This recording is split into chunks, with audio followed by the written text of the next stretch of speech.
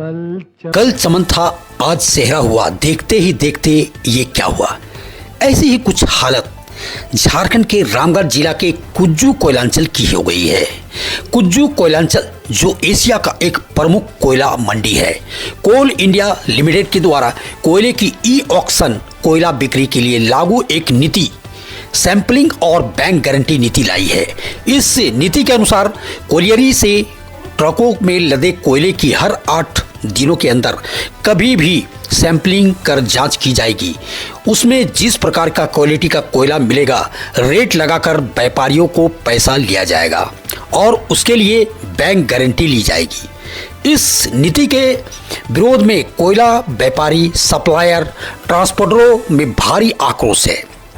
इस नीति को लाने के बाद कुज्जू कोयला मंडी पूरी तरह से सन्नाटा छा गया। ज्ञात हो, कुज्जू कोयलांचल एशिया का एक बड़ी मंडी है। यहाँ लाखों लोग कोयला से संबंधित कारोबार से जुड़े हुए हैं। कोयला व्यवसाय से जुड़े तमाम कारोबारी उक्त नीति के लागू किए जाने के खिलाफ मोर्चा खोल दिया है और सैंपलिंग और बैंक गारंटी नीति को वापस की मांग लेकर कुज्जू कोयला मंडी में झारखंड कोल ट्रेडर्स ट्रस्ट के नेतृत्व में कोयला मंडी में कोल इंडिया लिमिटेड के विरोध में जमकर नारेबाजी करते हुए प्रदर्शन किया। साथ ही कोल इंडिया लिमिटेड को आंदोलन करने की चेतावनी दी। इस दौरान सर्वसम्मति से सीसीएल के किसी भी कोलियरी में कोयला का उठाव पर रोक लगाने का निर्णय भी लिया गया। इस संबंध में व्यापारियों ने कोल ट्रस्ट के माध्यम से सीसीएल सीएमडी के नाम एक ज्ञापन भी भेजा है। बताते चले, इस मंडी से लाखों लोगों की जीविका जुड़ी हुई है, परंतु इस नीति के लागू किए जाने के बाद लाखों लोग भूखमरी की कगार पर खड़े दिख रहे हैं। कोयला व्यवसाय से जुड़े तमाम लोग, चाहे वह कोयला डीओ होल्डर हो, सप्लायर हो, ट्रांसपोर्टर हो या गाड़ी मालिक हो, इसका सीधा असर उन पर पड़ने वाला है। अगर कोल इंडिया लिमिटेड के द्वारा इस नीति का बदलाव नहीं किया गया तो बरसों से चली आ रही इस मंडी का अंत तय है और कोयला मंडी का असर होने का मतलब लाखों लोग भूखमरी की कगार पर खड़े होंगे। इस समय कोयला का काम सिर्फ बड़े बड़े पूंजीपतियों के हाथ चले जाने की संभावना भी है। इस आंदोलन का क्या असर पड़ता है और कोल इंडिया इस पे क्या निर्णय लेती है? Bureau report, expose Bharat 11।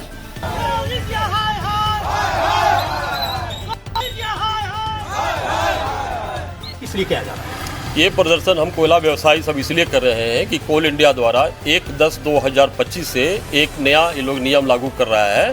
नियम ये है कि जो कोयला ई ऑक्शन के माध्यम से हम व्यवसायीगण सब उठाते हैं और उसको यहाँ पर बेचते हैं, ये लोग एक नया नियम ये लगाया है कि जो भी कोयला जिस ग्रेड का आप ले रहे हैं, उसके बाद ये लोग 8वें दिन, 16वें दिन और इस हर 8वें दिन के गैप में लोग एक सैंपल लेंगे। सैंपल लेने के बाद में ये लोग 2 ग्रेड का पैसा एक्स्ट्रा ये लोग जमा करवा ले रहे हैं। अगर आप जो कोयला आप लिए हैं और उसमें ग्रेड 2 ग्रेड ऊपर हो गया तो ये पैसा उस सिक्योरिटी हेड से ये लोग काट लेंगे। नतीजा ये है कि आप अगर G8 ग्रेड का कोयला लेते हैं और G6 ग्रेड निकलता है तो 1500 रुपया टन का अतिरिक्त भार कोयल व्यवसायियों पर पड़ रहा है, जो किसी भी दृष्टिकोण से ये उचित नहीं है। अगर ये मान ली व्यापारी को पता ही नहीं रहेगा कि हमारा कोयला किस भाव पड़ेगा तो कोयला किस भाव बेचेगा, लेने वाला लोग तो अपना लेके पेमेंट चला जाएगा। तो ये कहीं से भी उचित नहीं है, यह काला कानून है और हम व्यवसायी सब 3 दिन से लगातार प्रदर्शन कर रहे हैं। कोल इंडिया में भी हमारी मीटिंग है, वहाँ पर डायरेक्टर के साथ में ये काला कानून हम लोग वापस करने का मांग कर रहे हैं। ये ग्रेडेशन ये लोग जो है हर 8वें दिन ये लोग सैंपल लेगा विभिन्न ट्रकों से। अब चक्कर ये है कि जो कोयला ये लोग निकालते हैं किसी भी कोयले में, उसमें वेरिएशन होता है कि कभी कोयला अच्छा निकलता है, कभी ख़राब निकलता है। ख़राब अगर कोयला निकलेगा तो ये लोगों का कहना है कि हम उसमें पैसा आपको वापस करेंगे और अगर अच्छा कोयला निकलता है तो 2 ग्रेड ऊपर का पैसा लेंगे। इसमें बहुत भारी अंतर है। हम लोग ये नहीं चाहते हैं कि इस प्रकार का कोई भी ऐसा नियम बने जिसमें बेचने वाले को पता ही नहीं चलेगा कि हमारा कोयला जो उठ रहा है किस ग्रेड को उठ रहा है। हम लोगों की मांग है कि आपको जो भी आपको कोयला बेचना है उसका पूर्व सैंपलिंग करें और उसके बाद रेट निर्धारण करें।